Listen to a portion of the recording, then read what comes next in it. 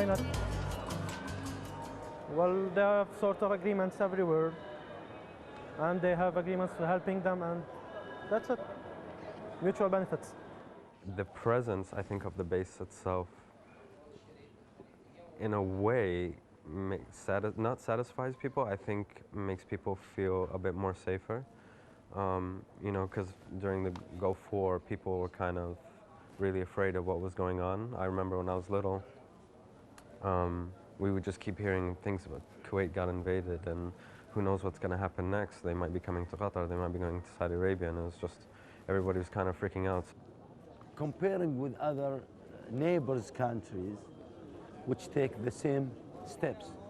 It's our right as a government, it's our right as a country to choose the right way of protection, to protect our policy, to protect our boards, whatever. You never know what could happen in the future, so it is a good thing, but in the same way, at the same time, we do have to be careful. And they're not dictating our country for us. They're not telling us what to do. They have no say in our politics and our government or whatever it is. So, and it's not only us doing it. We're not the only Middle Eastern country that has an American base. So, I don't see that it's a big problem. At the end of the day, it's in our interest to cooperate with the global power. For Qatar, it's a strong point because Qatar is a small country in a region. And even if Qatar tried to have a military, it will not be that big. So the existence of American military will help Qatar to have a defense wall against Iran, for example, if they try to invade maybe the Gulf.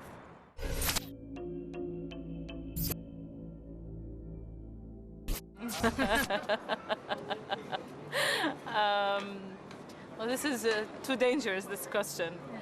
I'm not sure if I should answer it.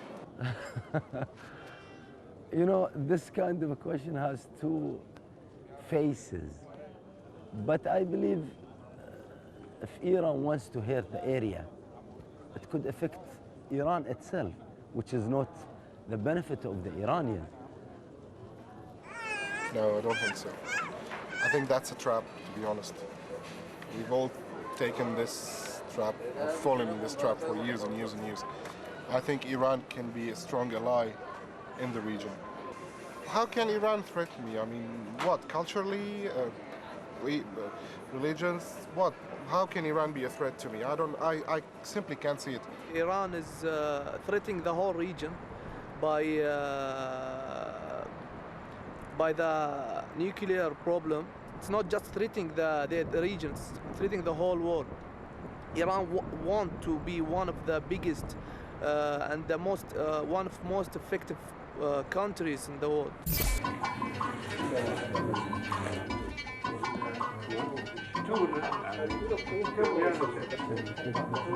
وكان بودنا أيضا.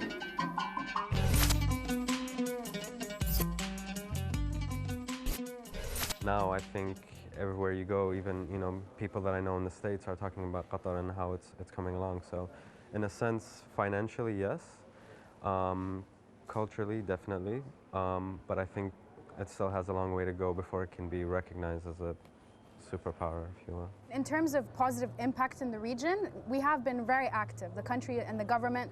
Like, for example, the problem in Lebanon, Darfur. So yeah, I think that we've been trying to play a positive role in the region, especially in terms of politics. It's not historically, but it's picking up, I think, rapidly. And the last, I wouldn't say few years, in the last 2 years, it's been playing an increasing regional role, especially in solving conflicts and issues that has been pending for years and years and years.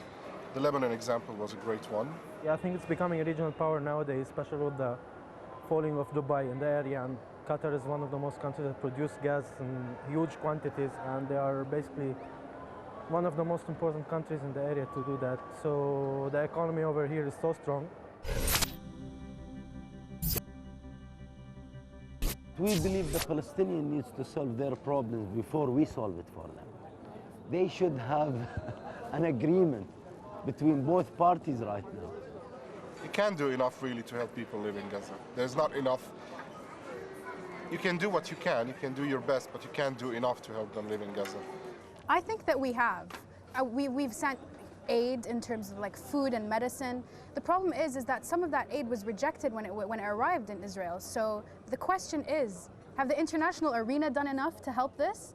And there have been efforts, but the problem is it's an international crisis. It's not only an Arab crisis. We'll always go to a worse thing because I believe Gaza Strip will always be under the threat of Israel. And no matter how much we try to do to help Gaza, of course the Emir and Qatar have done a lot big times.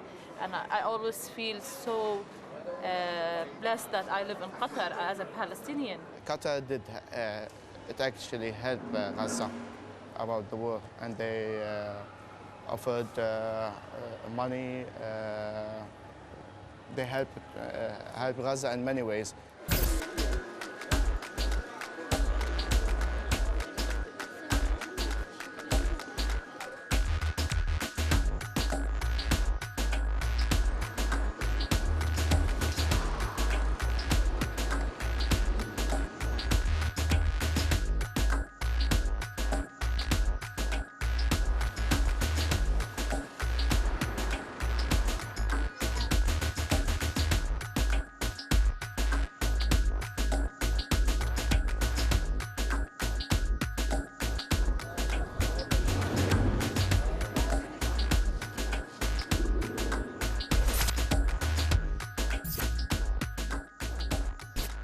I think some people would say, and I think my dad would agree, that Qatar is losing kind of, not really its tradition, but the sense of the old Qatar is kind of lost.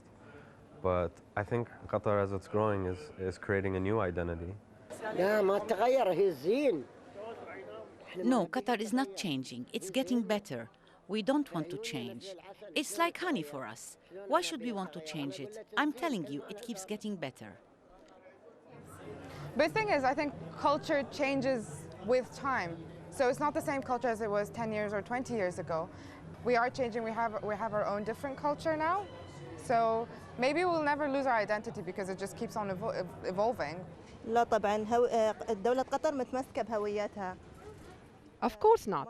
Qatar is holding on to its identity. I don't feel like it's losing its identity at all. No matter how much Qatar is growing, it's still keeping its traditions and identity. And even though we're developing in certain aspects, such as the way we dress or live, we're still sticking to our customs and traditions.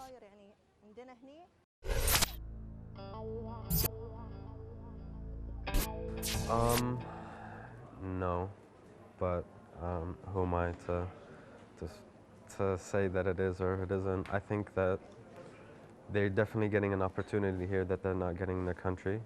Are they getting a fair deal financially? Maybe not. But are they getting a fair chance to make some money to support their families back home? Yes. Each worker deserves what they do. If they were good, they are welcomed here. If not, they will be sent back to their countries. I respect workers and treat them like I would want to be treated. My full respect to the Ministry of Interior for giving us visas to get workers to help us.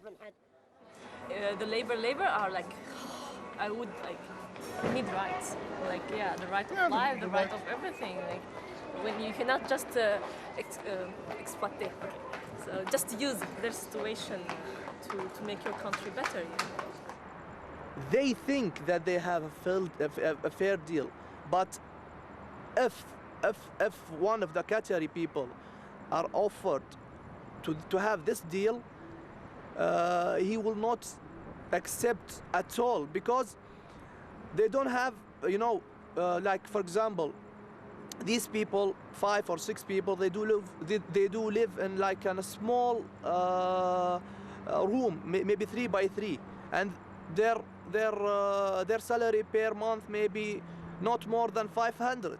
So 500 is not that much in Qatar, but maybe it's much in their countries.